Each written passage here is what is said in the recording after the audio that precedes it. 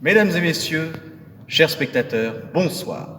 Nous nous retrouvons ici aujourd'hui pour célébrer la grandeur du cinéma. Bienvenue à cette 3e édition de cette cérémonie internationale de court-métrage des Regards de l'Icare. Je me suis souvent demandé si je pourrais vivre dans un monde sans cinéma, sans musique, sans art. Des questions auxquelles je ne voulais probablement pas connaître de réponse. Et pourtant, comme tout le monde, je n'ai pas eu le choix. Ce soir, nous sommes face à vous. Et plutôt que de se jeter dans l'actualité morose, j'ai envie de m'élever, de rêver, de m'évader dans les limbes du 7e art. Il est souvent admis que les yeux sont le miroir de l'âme, le siège de la vérité. Ce soir, regardons-nous, toisons-nous et surtout, soyons vivants. Les candidats de cette année se sont tous attachés à poser leur regard sur le monde avec douceur, parfois de la mélancolie et toujours avec pertinence. Nous vous retrouvons aujourd'hui à l'Hôtel de Ville de Vincennes après 5 mois d'organisation, de travail, d'esprit d'équipe, de doute parfois au sein de notre groupe. Nous vous présentons aujourd'hui cette aventure cinématographique, mais surtout humaine. Picasso disait que sa politique, c'était son pinceau. Moi, ce sont mes films. Par ses choix et ses refus, on s'exprime. J'ai envie de tracer ma route de cette manière en choisissant les metteurs en scène et en gardant ma curiosité. Tel est le regard d'Oulaya Amamra sur le cinéma, sur son cinéma. Révélée à 19 ans dans Divine, réalisé par sa sœur Ouda Benyamina, film pour lequel elle se voit couronnée d'un César du meilleur espoir féminin en 2017, elle a depuis réalisé un parcours sans faute. Être actrice l'a traversée lors d'une représentation du Malade imaginaire de Molière à la Comédie Française où Catherine Niégel jouait Toinette. C'est dans l'association 1000 visages créée par sa sœur Ouda qu'elle a fait ses premiers pas. Après une entrée fracassante dans le cinéma français, tout en entamant une formation au Conservatoire d'art dramatique de Paris, Oulaya Amamra a été la partenaire des plus grands, de Catherine Deneuve à Isabelle Adjani, en passant par Vincent Cassel. Actrice de son temps, très précise sur ses choix, elle a su faire un grand écart créatif entre films d'auteur d'André Téchiné, Romain Gavras ou encore Philippe Garrel et la série Netflix Vampire. Elle voyage donc dans plusieurs univers à la fois, des univers qui souvent ne se rencontrent pas, surtout dans le milieu encore très fermé du cinéma français. Ça va être de plus en plus beau et de plus en plus grand. Les portes s'ouvrent, on est dans la meilleure époque pour ça. Notre place, on l'a, affirmait-elle. Nous sommes ravis qu'Oulaya Amamra soit la marraine de la 3e édition des Regards de l'Icare. Bonsoir à tous, j'espère que vous allez bien. Pour ma part, ça va très très bien. Je suis très contente et heureuse d'avoir été choisie pour être la marraine de cette compétition. Comme vous tous, j'aime passionnément le cinéma et j'ai eu un énorme plaisir à regarder tous les courts-métrages sélectionnés. C'est avec beaucoup de joie que je déclare ouverte la 3e cérémonie des Regards de l'Icare. Pour notre cérémonie, nous avons fait appel à Hugo Lambert pour composer la musique. Guitariste depuis l'âge de 14 ans, c'est son père lui-même musicien-guitariste qui lui a tout appris. Notamment influencé par les musiques de Biréli Lagrène et de Bon Iver, son univers, mélange de jazz et de folk pop, va nous accompagner tout au long de la cérémonie. Alice, Clarence et Amélie vont vous présenter les membres de notre jury. Formée au Conservatoire de Versailles, elle est devenue l'une des plus grandes compositrices de musique de film. Que serait l'Astragale, Bird People ou encore Corniche Kennedy sans elle, lauréate du prix Nadia et Lily Boulanger à l'Académie des Beaux-Arts de Bordeaux en 2001 pour la création de son opéra de chambre intitulé Nouvelle histoire d'elle. Sa dernière composition date de l'année dernière pour le film Voir le jour de Marion Lenne. Les regards, elle ne les oublie pas. Celui de Pascal Ferrand, lors de leur rencontre sur la musique de son film, Petit arrangement entre les morts, ou encore le sourire de John Timberlake, le grand ingénieur son au studio Abbey Road, alors qu'elle jouait la partition symphonique de Toute la beauté du monde de Marc Esposito. Selon nos analystes du langage, son regard profond dégage une grande sensibilité. Très dans l'écoute et le goût du partage, il témoigne une détermination sans faille et d'un besoin de s'ancrer. Il nous observe le temps d'un court instant. Puis, une fois la concentration dont il fait preuve, lorsqu'il nous a affrontés, il s'envole à nouveau et se repose plein de délicatesse sur son prochain. Nous sommes ravis de vous annoncer que Béatrice Thirier fait partie du jury des Regards de l'Icare. T'es née où et quand ? Je suis née à Paris, dans le 16e, rue Niccolo, le 4 mai 1960. C'est quoi ton métier ? Compositrice. Ça consiste en quoi ? Écrire de la musique, associer des sons. J'écris beaucoup des musiques de films. Le film qui t'a donné envie de composer pour le cinéma ? Danton de Vaida et il y a Casanova de Fellini. La plus belle musique de film selon toi? Casanova de Fellini, Nino Rota. T'as une anecdote? J'ai commencé la musique de film à cause d'une astrologue qui a fait mon thème astral et qui m'a dit que je composerais de la musique pour réaliser sa prédiction. Elle m'a présenté un cinéaste qui cherchait un compositeur ou une compositrice pour son premier court-métrage. La sélection 2021 en un mot. J'ai beaucoup aimé sa diversité, sa pluralité, le fait qu'elle soit internationale. C'est un joli portrait du cinéma aujourd'hui. Pourquoi avoir rejoint le jury des regards? J'ai trouvé ça sympa parce que d'abord c'est un jury organisé par une école, c'est très prestigieux. Je me suis dit que là, j'allais être jury dans un festival où les sélectionneurs et les organisateurs avaient pratiquement le même âge que les sélectionnés. C'est une nouvelle génération qui démarre le cinéma de demain. Pourquoi ce lauréat dans la catégorie meilleure musique? J'ai trouvé son travail très intéressant, très abouti. Cette finesse-là, ce rapport-là avec son écriture, c'est seulement le compositeur ou la compositrice qui le décide. Donc je trouve qu'il a fait très bien son travail. Le lendemain, j'ai repensé à sa musique et à son écriture. Je lui souhaite une belle carrière. Que serait le parrain de Francis Ford Coppola sans la mandoline de Nino Rota? Que serait le mépris de Jean-Luc Godard sans la musique hypnotique de Georges Delerue? Musique que Martin Scorsese avait même reprise dans son film Casino. Que serait Il était une fois en Amérique de Sergio Leone sans la mélancolie d'Ennio Morricone? Que serait le cinéma sans la musique? Il est nommé dans la catégorie meilleure musique son.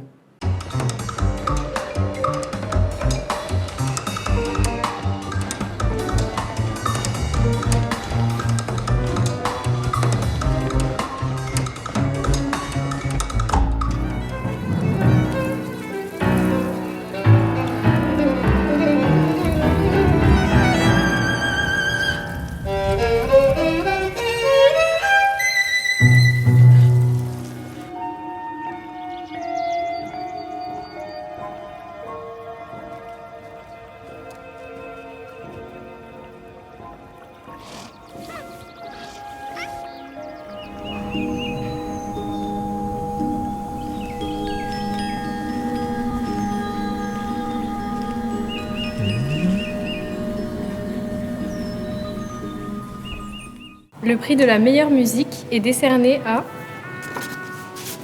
Yann Menou pour Migrants, un film de Hugo Cabi, Antoine Duprier, Aubin Cubiac, Lucas Lermite et Zoé Devise. Migrants, dont la musique est composée par Yann Menou, est un film d'animation qui nous livre un message fort et lourd de sens. Véritable personnage du film, cette musique accompagne avec justesse deux ours polaires condamnés à l'exil, victimes du réchauffement climatique et de la négligence des hommes. Félicitations d'avoir gagné le prix de la meilleure musique. Alors du coup, qui es-tu et quel est ton parcours ? Alors du coup, moi c'est Yann Menou. Je suis entré dans la composition via le piano. En fait, j'ai fait du piano au conservatoire, c'était mes études. Suite à ça, après, je suis allé en classe de composition pour l'image à Annecy. C'est là que je me suis retrouvé à faire de la musique pour l'image. Et du coup, comment est née ta passion pour la musique et pour le cinéma? Et quelles sont, s'il y en a, des œuvres musicales ou cinématographiques qui t'ont donné envie de travailler dans ce milieu? Depuis tout jeune, je faisais du piano, je composais. En parallèle à ça, mes parents m'ont toujours fait regarder plein de films. Donc, j'ai fait que récemment l'association entre la musique et la vidéo. J'ai été passionné par tous les films avec les musiques de John Williams, les Star Wars, Harry Potter et compagnie. Il y a aussi des films de Hayao Miyazaki qui m'ont beaucoup suivi. Comment tu as articulé ta musique autour du film, sachant qu'en plus, comme ce film est muet et qu'il n'y a pas de paroles, c'est quand même la musique qui est la clé du récit. Comment tu as fait un petit peu pour composer? C'est pas arrivé comme ça tout de suite. J'ai fait plusieurs essais et finalement, ce qui marchait le mieux, c'était une scène comme ça où j'avais essayé une musique en contrepoint de l'image. J'ai commencé à faire une musique comme un conte pour les enfants et je l'ai fait dérouler tout au long du film, mais pour progressivement le dissoudre en fait lorsque la réalité reprend le dessus. Du coup, si tu as une petite anecdote à nous raconter par rapport à ton travail sur le film Migrants. J'ai pas réellement d'anecdote. Par contre, le travail avec l'équipe, d'ailleurs, pour ça, je leur remercie parce que j'ai vraiment eu l'impression de faire partie de la production. Bien souvent, les compositeurs, ils sont un petit peu en bout de chaîne, mis de côté. Et donc ça me semble une bonne anecdote parce que ça se passe pas toujours de cette manière-là. Du coup, par rapport à l'univers des films d'animation, est-ce que tu trouves que le cinéma d'animation offre plus de liberté autour de la création musicale? Ouais, ouais, bien sûr. Il y a beaucoup de compositeurs qui recherchent ça, hein, je pense, de travailler avec l'animation parce qu'on a plus de place, on a plus de champs d'action, on peut s'exprimer davantage en fait que la prise de vue réelle. On voulait te demander ce que tu penses de cette belle citation de William Sheller qui est, je cite, «La musique, c'est l'art de décorer le silence». Alors ouais, la citation, ouais, je pense qu'elle marche. Mais par contre, ce qu'on essaye de faire en composition, c'est plutôt de composer avec le silence plutôt que de le décorer, parce qu'en fait, on se sert du silence pour la musique, justement, et dans un film, on essaye d'amener le silence grâce à la musique ou d'amener la musique grâce au silence. Les deux se chevauchent et vont de pair, en fait. Rédacteur en chef adjoint du magazine SoFilm, journaliste pour Society, il a écrit de nombreux ouvrages et notamment Le dernier rêve de Stanley Kubrick, une analyse passionnante d'Eyes Wide Shut, ou encore Voyage à Twin Peaks sur l'histoire de la création de la série culte des années 90. Il sait trouver le juste ton et les bons mots pour conquérir un public cinéphile. Ce critique de cinéma se consacre en parallèle à la réalisation de documentaires et à l'écriture de scénarios. Pour lui, le monde du cinéma est un faisceau de rencontres et de nombreux regards. Alors quel regard bienveillant a-t-on posé sur lui pour lui donner le goût du 7e art ? De nombreuses personnes lui viennent en tête. En choisir une, cela reste un exercice difficile. Nous sommes ravis de vous annoncer qu'Axel Cadieux fait partie du jury des regards de l'Icare. T'es né où et quand ? Je suis né le 6 mai 1988 à Montmorency, dans le 95. C'est quoi ton métier ? Je suis journaliste. Ça consiste en quoi ? Faire des interviews, faire des reportages, faire quelques critiques, écrire des textes. Quel film t'a donné envie de travailler dans le cinéma ? Il y en a plein, mais je dirais Predator de McTiernan. T'as une anecdote ? Une journée assez marrante où je me retrouvais à Los Angeles très peu de temps pour faire 2 interviews, l'une après l'autre. Et la première, c'était Michael Mann, qui est un réalisateur que j'aime beaucoup, dans son bureau. Et ensuite, je devais faire Pamela Anderson chez elle à Malibu. Et ça avait duré une éternité. Et j'avais plus de batterie. Et à l'époque, on commandait des Uber. Du coup, j'avais dû courir à Los Angeles pendant 1 heure le long d'une autoroute pour trouver un bar où me connecter et appeler un Uber et arriver chez Pamela Anderson et repartir et prendre mon avion. Donc c'était un peu intense et une journée sympathique. La sélection 2021 en un mot. Éclectique. Pourquoi avoir rejoint le jury des regards ? Je trouve que c'est sympathique d'échanger, de pouvoir voir des films nouveaux, de faire des rencontres et de voir des films aussi réalisés par des gens jeunes qui parlent de choses diverses et variées. Voilà, c'est un peu classique et basique, mais je trouvais ça enrichissant. Pourquoi ce lauréat dans la catégorie meilleur scénario ? Je trouve que c'est un sujet hyper porteur et hyper intéressant. De Berlin à Cannes, en passant par Venise, elle traverse les pays et côtoie les plus grands festivals afin de représenter les chefs-d'œuvre du 7e art. Passionnée par son métier, elle crée sa propre société de relations de presse en 2009, puis lance son agence de communication digitale. Les graines que l'on sème, de Nathan Nikolovic, est le prochain film qu'elle accompagnera pour sa promotion. Sa force, elle la puise dans sa détermination. Jeune assistante d'un attaché de presse, elle a travaillé sur le film Vampire de John Carpenter, venu à Paris pour sa promotion avec sa femme. Après leur retour aux États-Unis, un fleuriste est venu lui livrer un magnifique bouquet de fleurs et un mot disant « Merci pour votre gentillesse et votre grâce, signé les Carpenters ». Elle en a eu les larmes aux yeux, c'était la première fois que son travail avait été reconnu. Selon nos analystes, son regard tourné vers le haut est ancré dans l'intellectuel plutôt que dans la sensibilité. Il est demandeur d'échange, mais pas n'importe lequel, un échange dialectique. C'est un regard profond et juste qui a du mal avec les arguments faibles et peu fondés, mais qui reste ouvert et attentif. Il interroge l'autre, l'écoute, l'observe et l'attend. Il est dans la bienveillance et la patience. Nous sommes ravis de vous annoncer que Viviana Andriani fait partie du jury des regards de l'Icare. T'es née où et quand ? Je suis italienne, donc je suis née dans une ville de l'Italie du Sud, il y a 50 ans. C'est quoi ton métier ? Je suis attachée de presse cinéma. Ça consiste en quoi ? J'accompagne la promotion des films de cinéma dans les salles. Quel film t'a donné envie de travailler dans le cinéma ? Je me suis passionnée très jeune pour le cinéma français, notamment celui de la Nouvelle Vague. La sélection 2021 en un mot. Beaucoup de belles promesses. Pourquoi avoir rejoint le jury des regards ? Dans mes études, j'ai fait une école, un master, l'équivalent de l'ICAR, donc j'ai fait cette formation, donc je me suis reconnue aussi dans ce parcours. François Truffaut déclarait « Qu'on écrive un roman ou un scénario, on organise des rencontres. On vit avec des personnages. C'est le même plaisir, le même travail, on intensifie la vie. » Et les nommés dans la catégorie meilleur scénario sont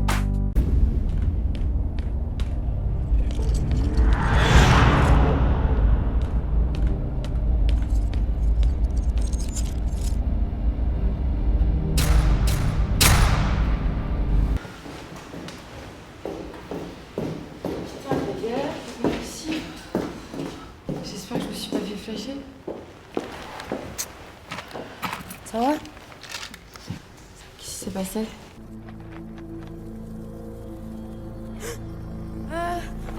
Maman?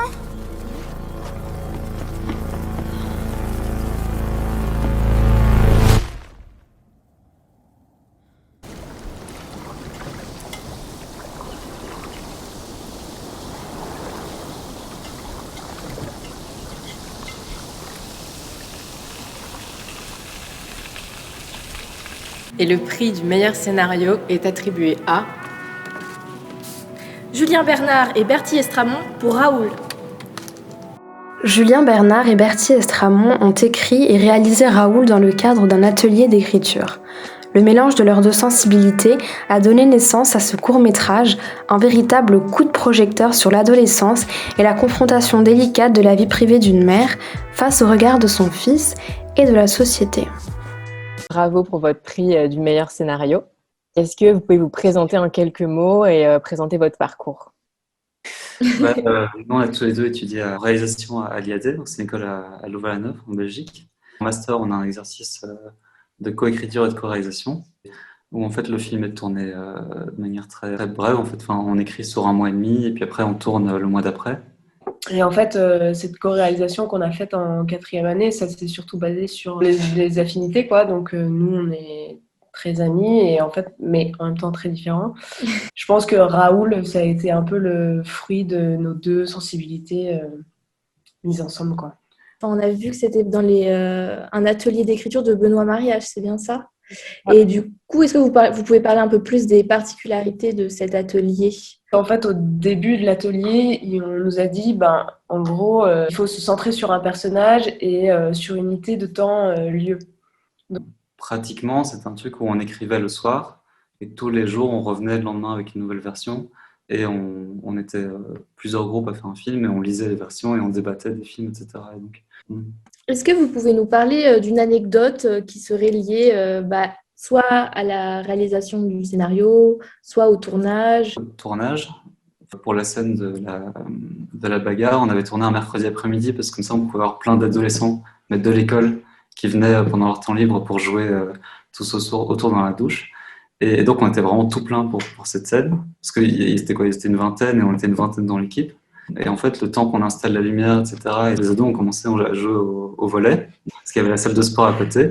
Et en fait, comme une partie de l'équipe mettait la lumière, tout le reste de l'équipe jouait au volley. En fait, petit à petit, tout le monde s'est mis ensemble, et il y avait les ados qui jouaient au volley avec des membres de l'équipe, et puis Bertie jouait aussi avec eux. Et puis Gaspard, l'acteur, au début, il s'entraînait à se battre, et après il a été joué avec eux. Du casting, pour lui, ça a été une évidence aussi que ce soit lui qui joue justement le premier rôle? Ouais, assez fort. En fait, on n'a pas du tout été obligé de faire du casting sauvage, mais bon, en soi, on cherchait un gamin de 15 ans, donc il n'y a pas beaucoup de comédiens professionnels qui ont cet âge-là. Et en fait, Gaspard, c'était un scout de Julien. Donc, il était dans son groupe de scouts. Et je crois que c'est son frère ou sa sœur qui m'a appelé en disant « Tiens, tu cherches un acteur, tu pourrais demander à Gaspard ». Et donc, on a vu Gaspard, et il n'avait pas besoin de jouer pour être naturel, en fait. Quelque chose où souvent il était là, et donc parfois il fallait plus le pousser à en faire un peu plus, mais naturellement, il dégageait quelque chose qui était assez fort, quoi. Et puis après, ça s'est surtout basé sur de la confiance entre lui et nous. Alors, est-ce que vous pouvez nous donner votre définition du cinéma? Pour moi, j'ai l'impression que c'est un peu comme un rêve éveillé, quoi. Enfin, en tout cas, peut-être la mise en scène d'un rêve. Les Regards de l'Icare soutient l'association Cinéma pour tous. Le cinéma fait rêver, le cinéma fait grandir. C'est fort de ces convictions qu'Isabelle Giordano et nous avons créé depuis maintenant 15 ans l'association Cinéma pour tous. Cinéma pour tous organise tous les mois des projections de films. On a envie de les montrer au plus grand nombre, et en particulier à notre cible, notre public, qui sont les jeunes éloignés de la culture. Notre réseau est composé de plus de 300 professeurs, animateurs, qui régulièrement amènent des groupes dans des belles salles de cinéma où on rencontre les équipes de films et on a l'occasion d'en discuter grâce au livret d'accompagnement pédagogique que l'on distribue à chacun. Alors ça, c'était avant. Parce qu'il y a eu la crise sanitaire, malheureusement, on a dû adapter nos actions et organiser des projections en virtuel. Donc, mine de rien, ça nous a quand même permis d'étendre notre réseau et de toucher des jeunes sur toute la France et de maintenir ce lien culturel, on peut dire, en rencontrant les réalisateurs de films. Vous pouvez voir d'ailleurs sur notre chaîne YouTube les belles pastilles que nous avons réalisées. En fait, le virtuel nous amène à totalement investir les réseaux sociaux. On faisait moins avant. Donc si vous êtes professeur, éducateur, animateur, n'hésitez pas à nous contacter pour rejoindre notre réseau.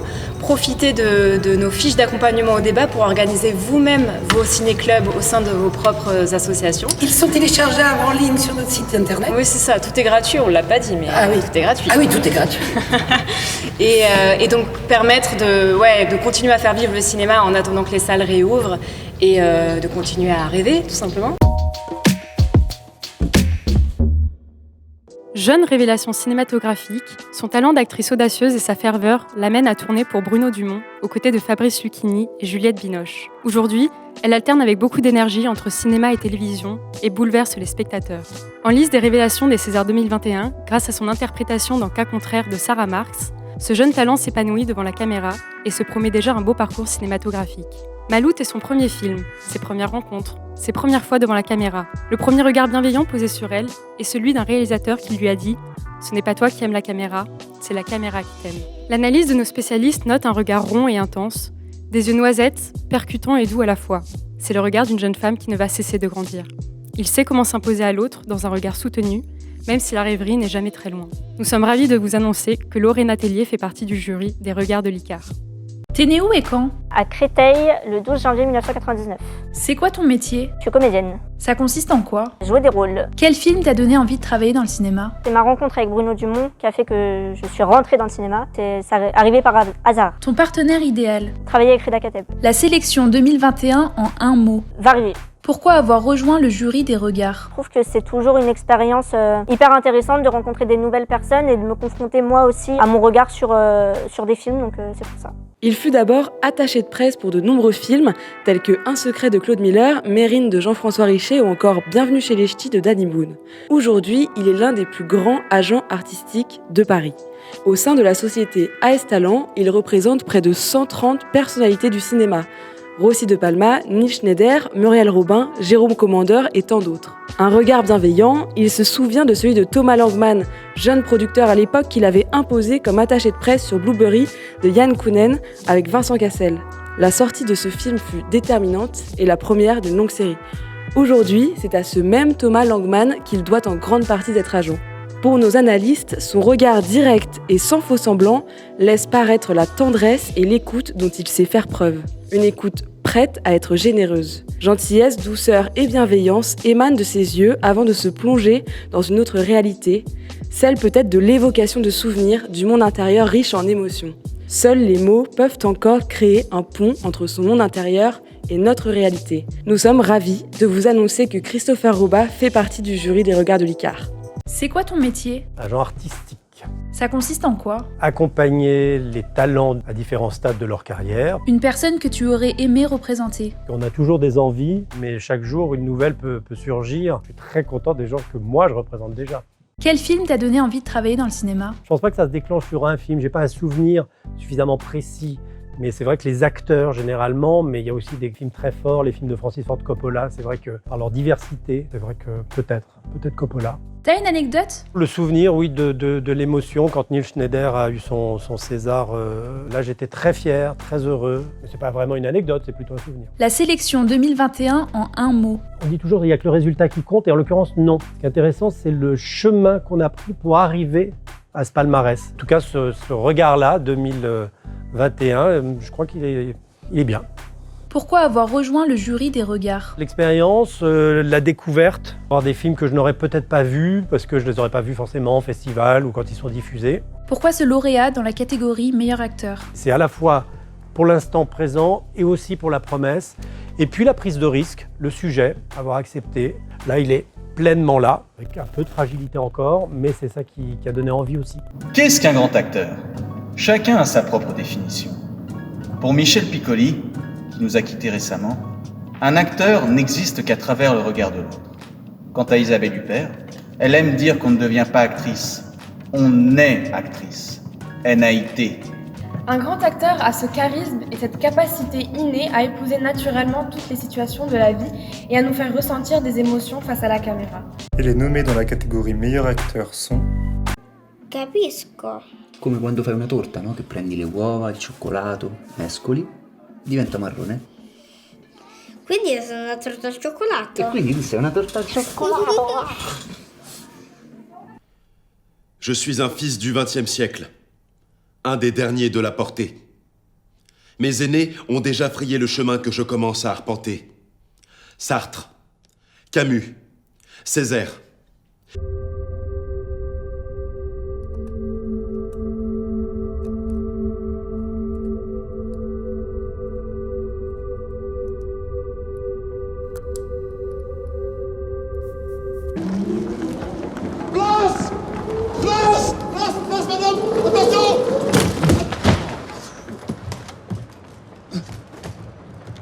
Ça va ? Et le prix du meilleur acteur est décerné à Baudouin Sama dans Nez du tonnerre, un film de Guillaume Chep. Baudouin Sama incarne dans Nez du tonnerre, un film de Guillaume Chep, le rôle de Noah, un jeune homme qui se rêve poète, freiné par les responsabilités que lui incombe sa famille. Il se met alors à la recherche de son frère, et c'est à travers cette histoire qu'il va réussir à exprimer librement qui il est et faire enfin entendre sa voix. D'une justesse impeccable, des émotions subtilement suggérées, vulnérables et sensibles. Enchantée, bravo. Est-ce que tu pourrais te présenter en quelques mots et nous dire un peu ton parcours ? Baudouin, 30 ans, bientôt 33, courage et persévérance. Je suis comédien depuis 2012. Je commençais un peu à en faire à l'âge de 14 ans. Je commençais petit à petit à être amoureux un peu du même métier, du job, du fait de faire des personnages. Et je suis allé dans plein de projets, donc beaucoup de théâtre, pas mal de cinéma à partir de 2016 et du doublage depuis 2-3 ans. Je fais les trois en même temps. Et du coup, comment t'es arrivé un peu sur ce tournage ? Comment t'as rencontré, ta première rencontre avec Guillaume Chep ? Ma première rencontre avec Guillaume Chep, en fait, c'était il y a 4-5 ans. Je jouais une pièce qui s'appelait 10 jours pour tuer le temps. Il était venu me voir jouer parce que c'était un ami d'amis de gens avec qui je jouais. On s'est appelé, j'ai regardé le scénario, j'ai trouvé ça mortel. Je me suis dit, ouais, pourquoi pas. Et voilà, l'aventure a commencé, c'est comme ça qu'on dit. Et est-ce que tu as un petit rituel pour te préparer à entrer dans tes rôles quand tu montes sur scène ? Le vaudou, à base de vaudou. Non, je rigole. Non, peu de sorcellerie. En fait, je me suis dit ça, quand j'ai commencé à faire un peu le job. C'est que quand je suis chez moi, je l'apprends comme une poésie, par cœur, et j'essaie juste de le rêver. En fait, je rêve le rôle, et plus on me dit des choses, plus je le rêve de plus en plus. Est-ce que tu te souviens du premier film qui t'a marqué ? Est-ce que tu as des œuvres un peu qui t'ont donné envie de faire du coup ce métier ? La question sera malheureusement multiple. Si tu veux, il y a eu Hook avec Robin Williams, qu'on aime, et Dustin Hoffman. C'était le lien inconscient où, en fait, tu avais trop envie d'être un enfant perdu. C'était vraiment mon rêve. Je crois que ça l'est encore aujourd'hui. Inconsciemment, ça m'a donné envie de faire du cinéma. Mais le film, en fait, je considère que c'est un seul et même film. C'est Les 10 commandements et Moïse et Ben-Hur, avec Charlton Heston, donc le péplum.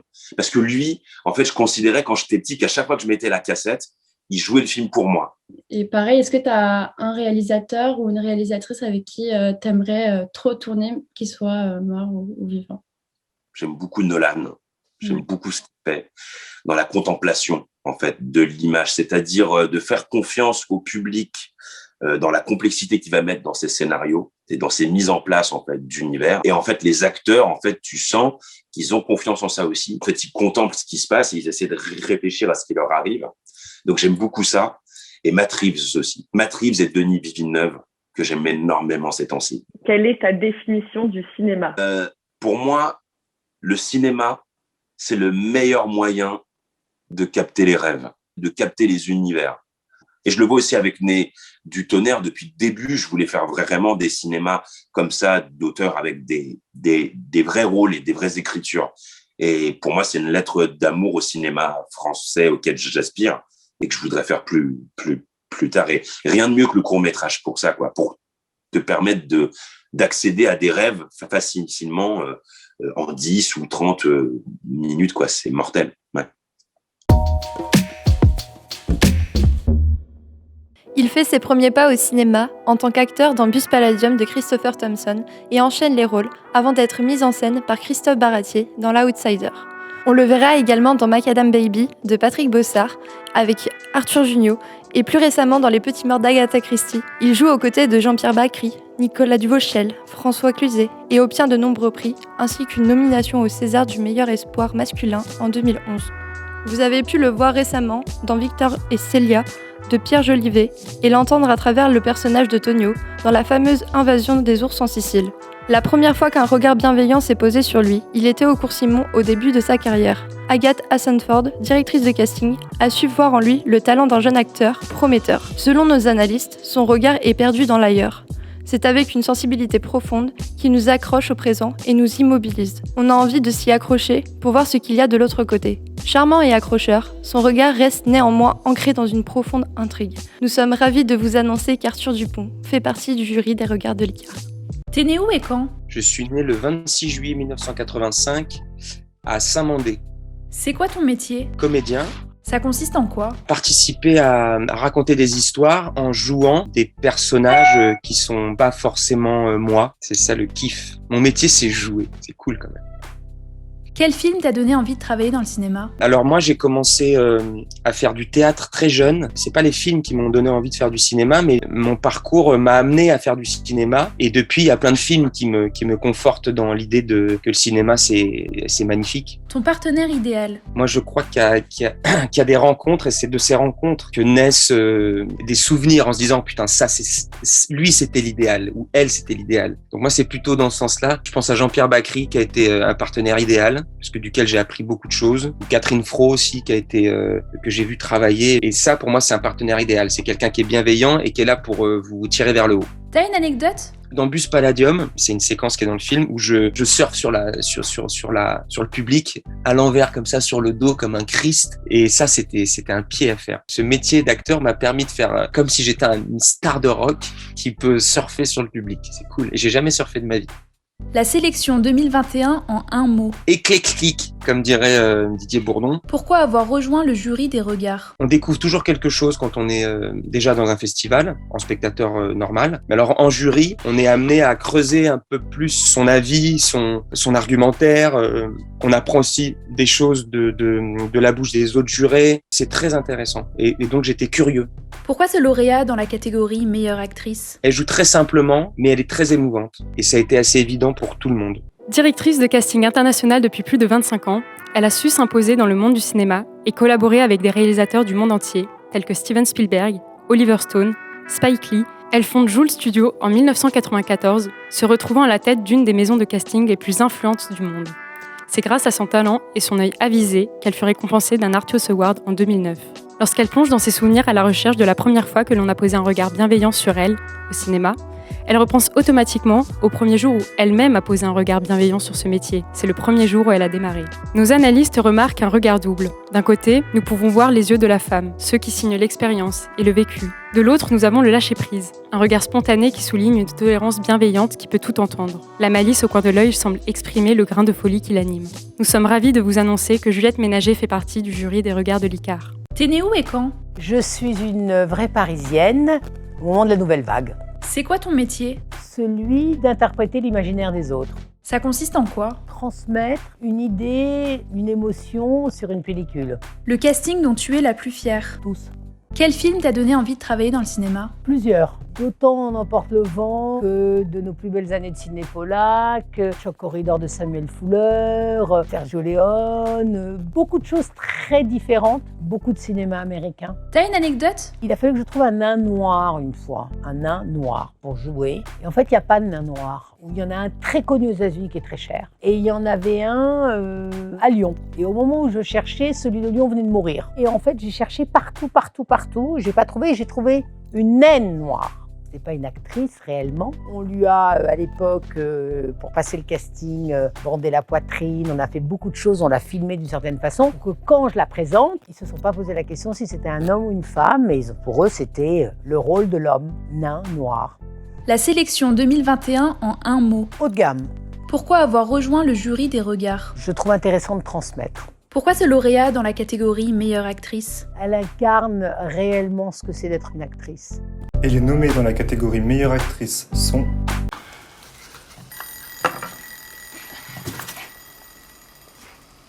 Non, c'est pas vrai. Quelqu'un a vu le homard ?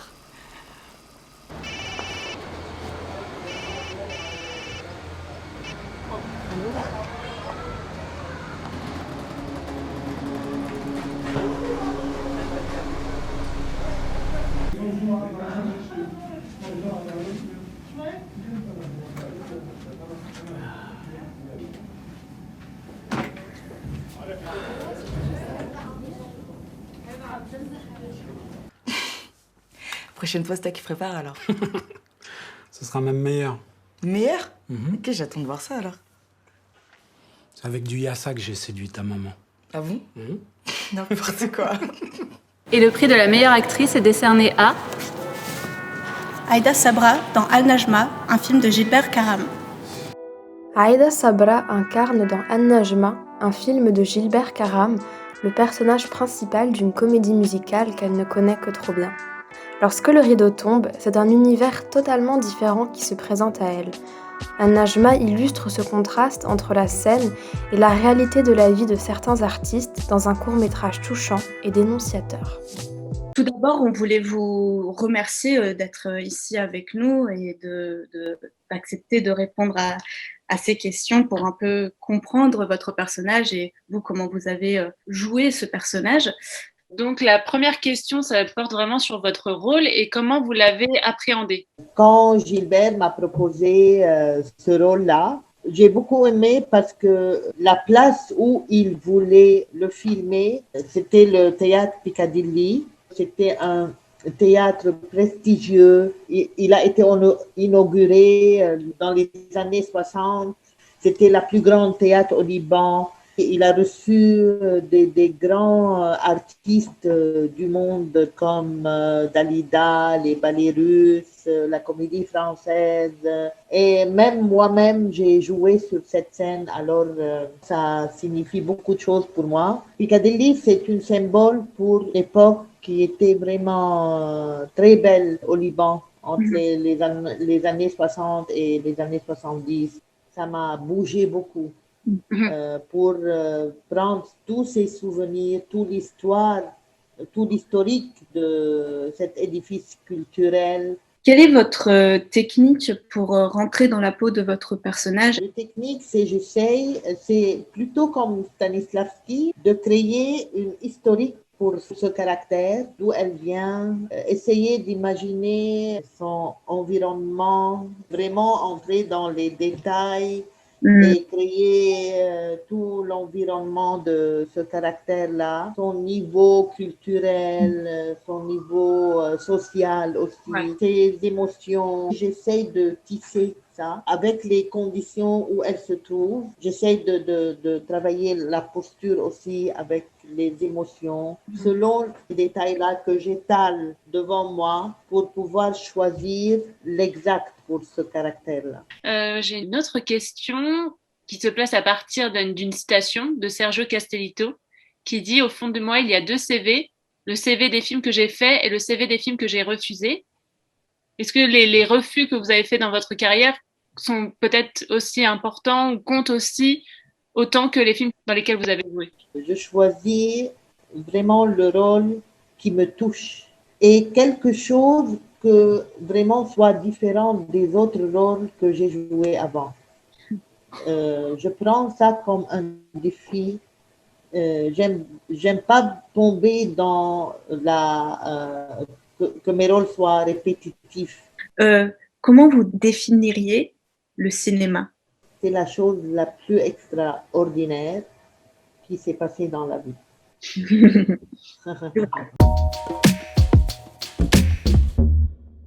Ça fait 1 an que le monde du cinéma est rongé par un mal dont il ne faut pas prononcer le nom.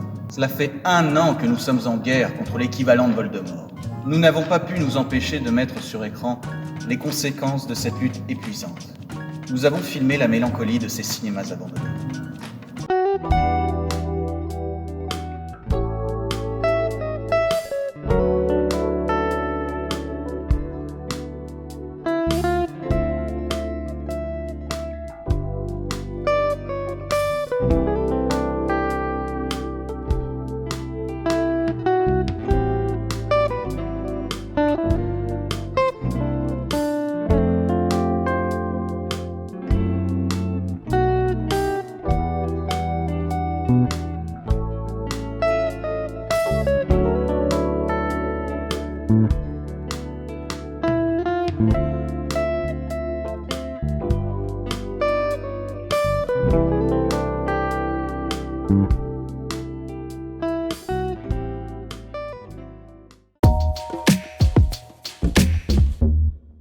Et les nommés dans la catégorie prix coup de cœur, remis par l'équipe des regards de l'Icare, sont...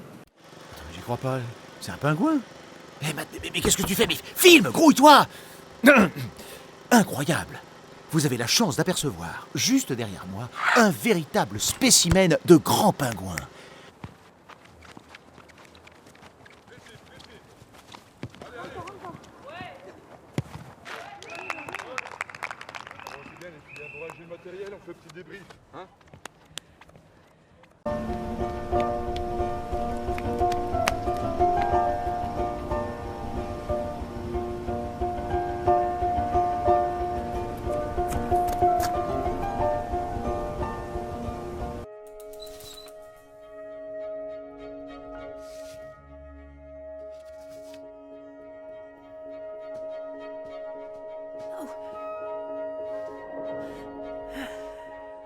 Le prix coup de cœur des regards de l'Icare est attribué à...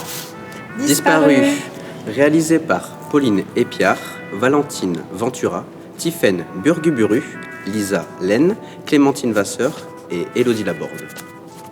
Disparu est un court-métrage d'animation réalisé par Pauline Épiard, Valentine Ventura, Tiffaine Burguburu, Clémentine Vasseur, Lisa Laine et Élodie Laborde. L'histoire d'un journaliste aux méthodes douteuses qui part faire un reportage sur la banquise épaulé par son fidèle caméraman. Ils se lancent à la recherche d'une espèce supposée disparue qui aurait miraculeusement réapparu. Félicitations pour ce merveilleux court-métrage et vous allez nous en parler de manière un peu plus étayée. Alors, pour commencer, pouvez-vous nous parler brièvement de l'histoire de Disparu? Je vais vous parler de l'idée qui est venue au début. C'était en regardant un documentaire sur l'Arctique, évidemment, où c'était un journaliste qui interviewait un guide touristique sur un bateau de croisière avec les glaciers qui s'effondraient derrière. Et le guide touristique expliquait, oui, c'est un endroit magnifique, il faut le protéger parce qu'il est vraiment à la merci de l'humain. Il faut vraiment que le strict minimum de personnes puissent venir ici, un peu comme la grotte de Lascaux, vous voyez, genre que les scientifiques et les personnes certifiées pour éviter la pollution et tout ce qui va avec. Et pendant ce temps-là, son groupe, comme il était guide touristique, son groupe derrière lui était en train de prendre des photos, de discuter, de jeter leurs trucs par terre, les machins à l'eau et tout, bref. Et du coup, c'était un petit peu ironique et sur le coup, ça m'a fait rigoler. Je me suis dit que j'avais envie de parler de ça et Disparu est parti de là.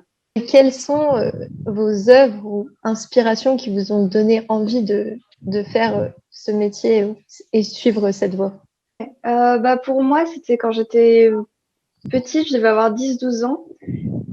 Mon grand jeu, c'était de regarder les making-of des DVD que j'avais à la maison. Ah oui. Et c'est en regardant le making-of de Monstres et compagnie où ils faisaient des tests d'animation, des tests de poils, de fourrure et tout. Et je me suis dit, oh, c'est là-dedans que je veux travailler, ça a l'air trop cool. Moi, personnellement, je pense que un film d'animation qui a vraiment défini mon enfance, c'était Le Prince d'Égypte. Parce que c'est ma grand-mère qui nous montrait ça en boucle parce que elle est très pratiquante. Et comme c'est l'histoire de Moïse, elle devait se dire ça va leur apprendre quelque chose sur la foi. Bon, je sais pas si ça m'a pas vraiment motivée à aller plus à l'église, mais c'est sûr que ça m'a fait quelque chose d'un point de vue artistique. On n'a jamais eu la télé à la maison, donc j'ai été nourrie au film. J'ai connu que ça, donc je l'ai regardé en boucle et en boucle. Et en fait, je trouvais ça presque magique quand j'étais petite, c'est des dessins qui bougent. Je suis fascinée par ça. Donc après, je suis partie dans l'illustration. En soi, je voulais juste dessiner. C'est le seul truc que je voulais faire. Je voulais dessiner. Donc je suis partie en illustration.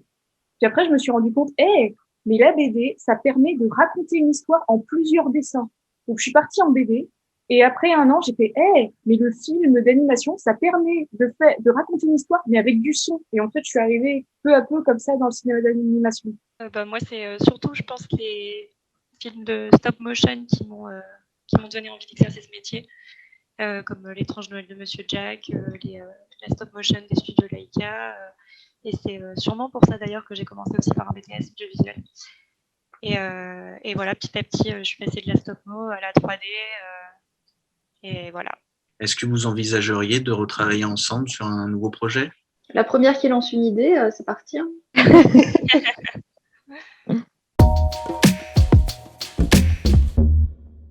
Son amour pour le cinéma l'a conduit à se consacrer entièrement à un genre, le court-métrage. Responsable depuis plus de 25 ans du département court-métrage chez Unifrance, l'organisme de promotion du cinéma français à l'étranger, elle est l'atout majeur du film court. Incollable sur les festivals, armée de conseils sur mesure, elle sait comment amener les films courts sur les grands écrans des 5 continents. Son parcours et sa sensibilité accompagnent depuis bien longtemps les jeunes générations de cinéastes afin de faire rayonner leurs films au-delà des frontières. Le premier regard bienveillant que l'on a posé sur elle, c'est à sa sœur jumelle qu'elle le doit, qui travaillait chez Unifrance, et c'est ainsi que notre juré a tenté sa chance, à l'insu de sa sœur, qu'elle fut accueillie par une direction qui lui a tout de suite fait confiance, qui a vu en elle le reflet de ce que son double était. L'analyse de nos spécialistes révèle des yeux souriants et enchanteurs qui viennent vous chercher, vous incitent et vous invitent. Dans son regard emboutant, nous pouvons voir une force tranquille et de la réactivité à autrui. C'est un regard qui tient à l'autre, mais qui peut également être un regard enveloppant, un regard silencieux qui n'en pense pas moins. Après avoir dévié sa trajectoire, il n'hésite pas à revenir sur un échange pour en approfondir le thème. Nous sommes ravis de vous annoncer que Christine Gendre fera partie du jury des regards de l'Icare. T'es née où et quand? Je suis née dans le Bordelais à la fin des années 50. C'est quoi ton métier? C'est promouvoir le court-métrage français à l'international. Ça consiste en quoi? Montrer la diversité du court-métrage français donc à l'étranger et mettre en relation ceux qui font les films et ceux qui vont les diffuser. Quel film t'a donné envie de travailler dans le cinéma? Zorba le Grec. T'as une anecdote? Un réalisateur qui s'appelle Pascal Aubier. La première fois que j'ai vu ce réalisateur au bureau, il m'a donné sa carte de visite. Et sur cette carte de visite, il y avait un truc qui était très sympa. C'est qu'il avait écrit son nom au milieu et sous son nom, au lieu d'être écrit réalisateur ou tout ce qu'on veut, il avait écrit abonné au Gaz de France. Je trouvais ça super chouette ce qui était écrit dessus. Pourquoi avoir rejoint le jury des regards? L'envie soit de découvrir des œuvres que je n'avais pas déjà vues, pour lesquelles il est toujours très intéressant de confronter une discussion avec un panel aussi vaste de jurés. Pourquoi ce lauréat dans la catégorie prix du jury? Parce que je pense que c'est un film qui nous a tous touchés. Ça part d'humain et d'humanité et je trouve que ce film est savamment bien fait. Producteur et gérant fondateur de 24-25 films, le cinéma est pour lui une histoire de passion. Après l'obtention du César du meilleur court-métrage pour L'Accordeur d'Olivier Trenet en 2012, il ne cesse d'enchaîner les succès. Un homme idéal avec Pierre Ninet, La mécanique de l'ombre avec François Cluzet ou encore La finale avec Thierry Lhermitte et Ryan Bensetti. Cette année, il collabore une nouvelle fois avec le réalisateur Yann Gozlan pour le très attendu Boîte Noire. Lorsqu'on lui demande quel regard bienveillant il a reçu dans le monde du cinéma, il se souvient de ses débuts. Étudiant à la Sorbonne, un intervenant en classe attire son attention.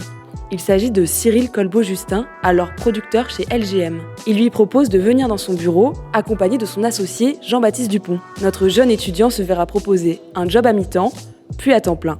3 ans plus tard, grâce à ce regard bienveillant et à son travail, il montait sa société.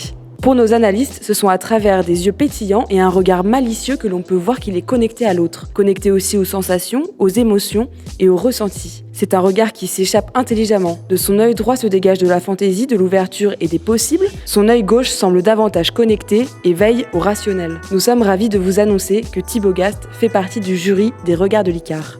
T'es né où et quand? Paris, 18 mars 77. C'est quoi ton métier? Producteur de film. Ça consiste en quoi? Être là du début jusqu'à la fin d'un film, donc c'est accompagnateur. Quel film t'a donné envie de travailler dans le cinéma? Je pense que ce serait plus une cinématographie américaine, très liée au cinéma de divertissement des années 90. Ça va de Léon à Scorsese et puis c'est une cinématographie qui s'enrichit aujourd'hui beaucoup avec, là en ce moment c'est coréen beaucoup, chinois. La sélection 2021 en un mot. Éclectique. Pourquoi avoir rejoint le jury des regards? La découverte, l'accompagnement, échanger aussi avec d'autres gens, c'est enrichissant. On a bien vu qu'il y avait des points de vue qui évoluaient aussi au fil des différents échanges qu'on a pu avoir. C'était d'autres éclairages. Là en plus il y avait des gens qui venaient de plein de corporations différentes, donc ils avaient leur regard et leur expertise sur les différents travaux qu'on a pu voir. Et ça c'est assez enthousiasmant parce que ça permet de rebattre un peu les cartes même par rapport à ce qu'on peut penser nous. Pourquoi ce lauréat dans la catégorie prix du jury? Parce que c'était original, inattendu. Comme c'est un sujet qui parfois peut être un peu dur quand il s'incarne visuellement et dans le réel, etc., ça permettait de ramener une forme de poésie et de se concentrer un petit peu plus encore sur les propos. Est venu le moment que l'on attendait tous, l'heure de remettre le prix qui a su briller plus que ses 1000 concurrents, celui qui a su séduire notre jury d'exception. Et les nommés dans la catégorie prix du jury sont...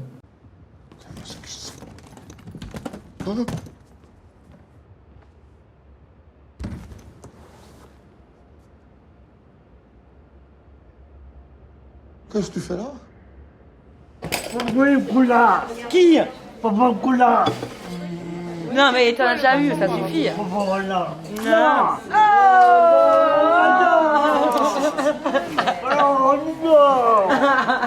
Préparez-vous à la colère de Mère Nature. N'oubliez pas ce visage. Vous pouvez m'expliquer ce que c'est que ça? C'est une bouteille d'alcool à 90.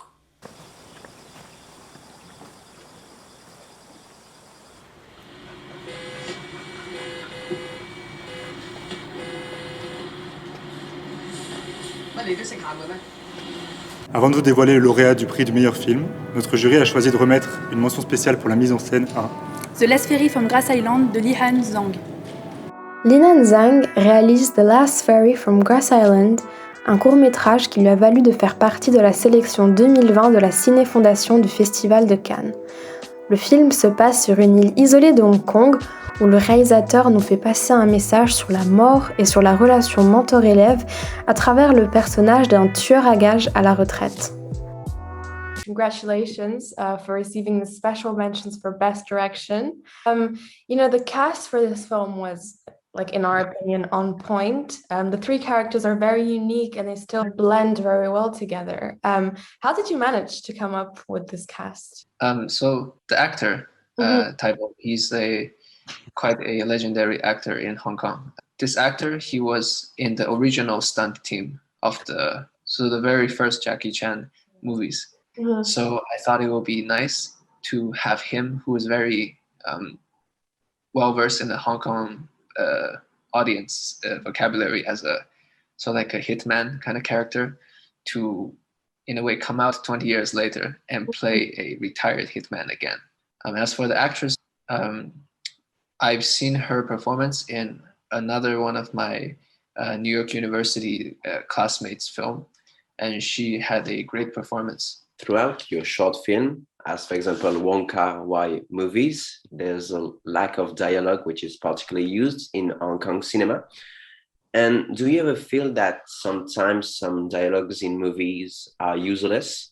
I think in general it really depends on the filmmaker, because I think one of the best gifts of human evolution is our gift of language. Yeah.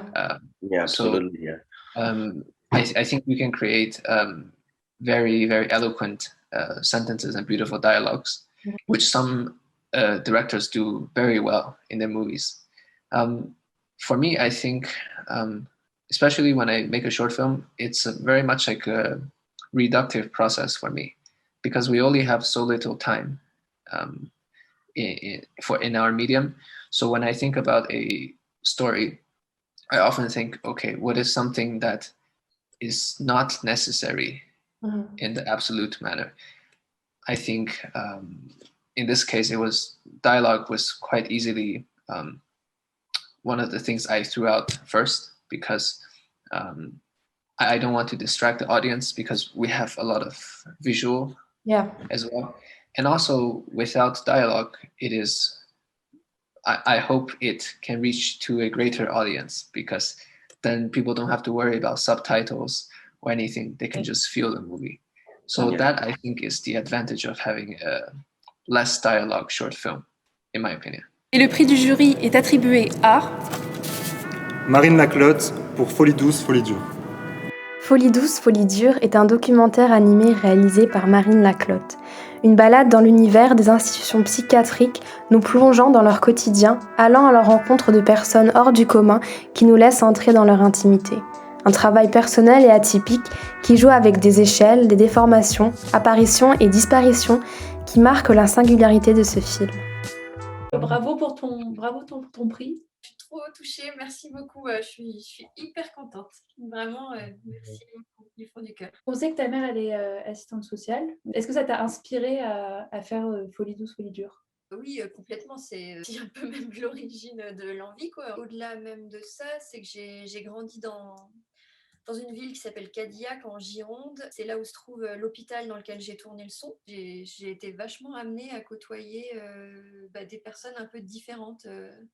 Et d'autant plus parce que ma mère était assistante sociale dans cet hôpital. Donc, comme c'est des gens souvent qu'elle connaissait parce qu'elle les accompagnait et tout ça, ça m'a donné envie de les connaître, en fait. Elle était très empathique. Pourquoi avoir choisi de traiter ce sujet via un documentaire animé? J'ai eu l'occasion de faire un premier court documentaire animé qui s'appelle Ginette, que j'ai fait avec un élève de l'école du Créadoc, qui a un master de documentaire. En fait, c'est comme ça que j'ai découvert aussi un peu ce format.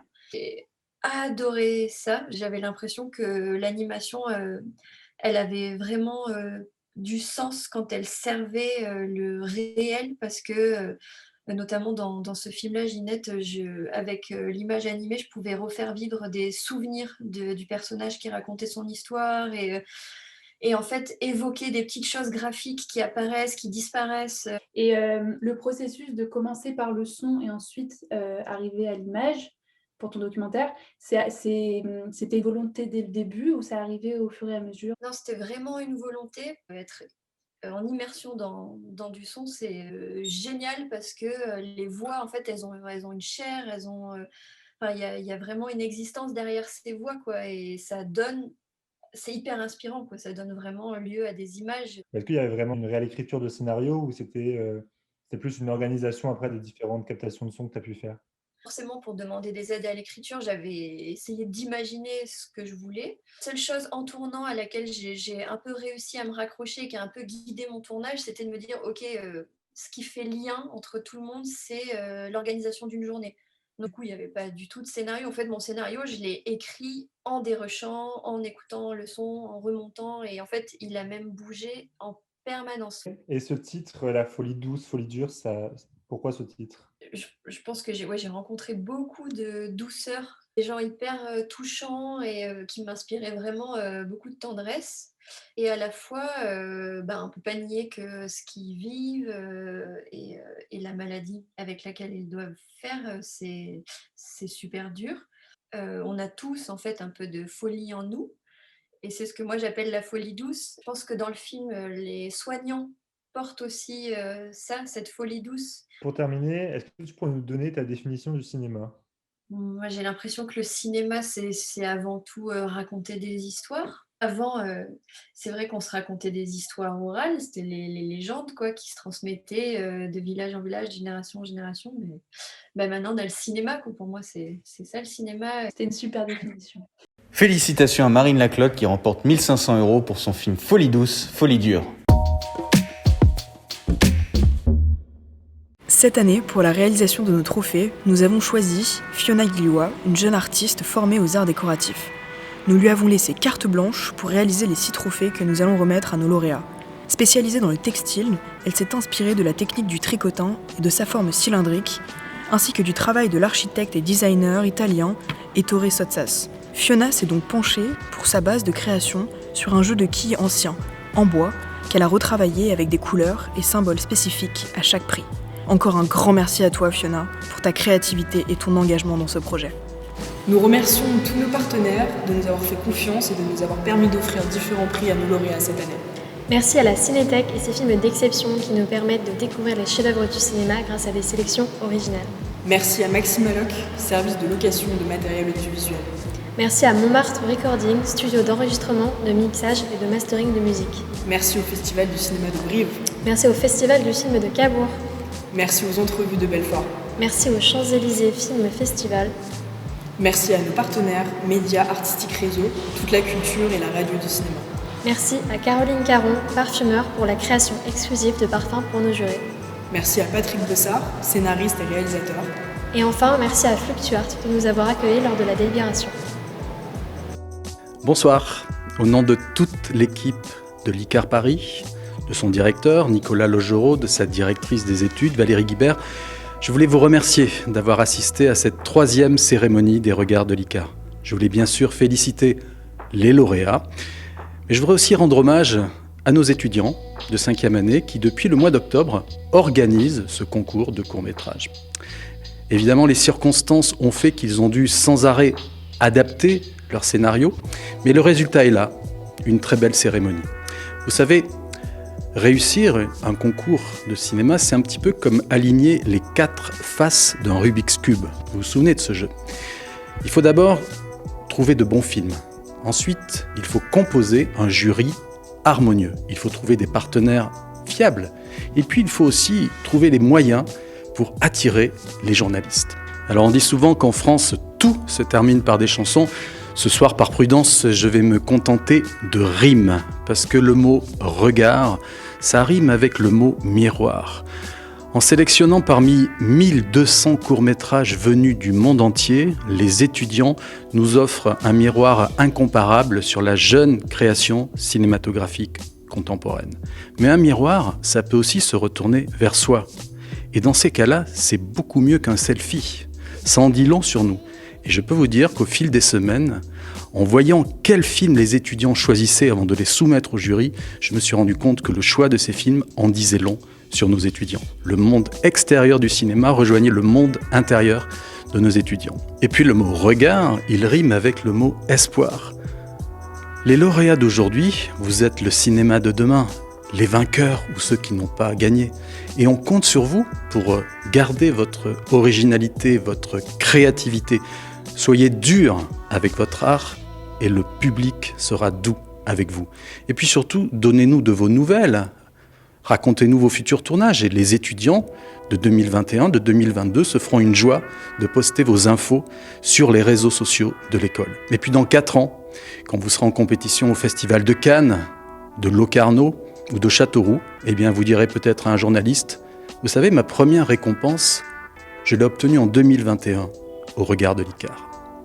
Et puis le mot « regard », il rime surtout avec le mot « hasard ». Il y a toujours des impondérables dans une remise des prix, malgré le travail avisé des membres du jury. Les perdants d'aujourd'hui sont peut-être les vainqueurs de demain. Il faut que l'art garde une part de hasard. Je vais terminer par une anecdote sur un cinéaste américain, John Cassavetes, qui avait un parcours tout tracé d'acteur. Un jour, il a décidé de devenir réalisateur. Il a embarqué sa compagne, la comédienne Gina Rowlands, quelques amis. Il a trouvé des bouts de pellicule, de ci, de là. Et il a commencé à réaliser des films à l'arrache, un peu comme beaucoup de jeunes réalisateurs de courts-métrages d'aujourd'hui. Un jour, sur un de ses films, il butait au montage sur une séquence. Il n'arrivait pas à en trouver l'harmonie. Furieux, il est parti déjeuner avec son monteur. Manque de bol, ils avaient oublié leur chien dans la salle de montage. Quand Cassavetes et son monteur sont revenus dans la salle de montage, le chien, qui s'était cru abandonné, il s'était vengé sur la pellicule qu'il avait trouvée sur l'échutier. John Cassavetes a remarqué qu'il y avait 4 morceaux de pellicule qui étaient restés intacts, non broyés par le chien. Il s'est tourné vers son monteur et il lui a dit « Écoute, tous les deux, on n'arrive pas à trouver l'harmonie de cette scène, écoutons ce que nous dit ce chien. » Le monteur a pris les 4 bouts épargnés par le chien et c'est devenu la séquence que l'on voit dans le film fini de John Cassavetes. Le hasard, l'art font bon ménage. L'ICAR Paris, elle vous donne rendez-vous en 2022 pour la 4e édition des Regards de l'ICAR. À très bientôt. Je pense au regard plein d'effroi et de colère de Jack Nicholson à la fin de Chinatown. Je pense au regard plein de souffrance et de désespoir de Brad Pitt à l'issue de Seven, mais aussi à la profondeur du regard de Marion Cotillard dans Le Final de l'amour. Tous les plus grands films s'achèvent par des plans souvent inoubliables, comme un instant suspendu, un ultime regard avant le grand noir. Le plan final de cette 3e cérémonie des regards de l'Icare est arrivé et c'est notre marraine Oulaya Amamra qui va vous accompagner pour cette dernière révérence. Merci d'avoir suivi cette cérémonie, j'espère que vous avez passé un bon moment. En tout cas, nous, on a été très heureux de partager cette soirée avec vous, même à travers un écran. Je souhaite féliciter les lauréats, bravo. Voilà, j'espère que nous nous reverrons bientôt dans les salles de cinéma. Et ainsi s'achève la 3e cérémonie des regards de l'Icare, dont j'ai été très fière d'être la marraine.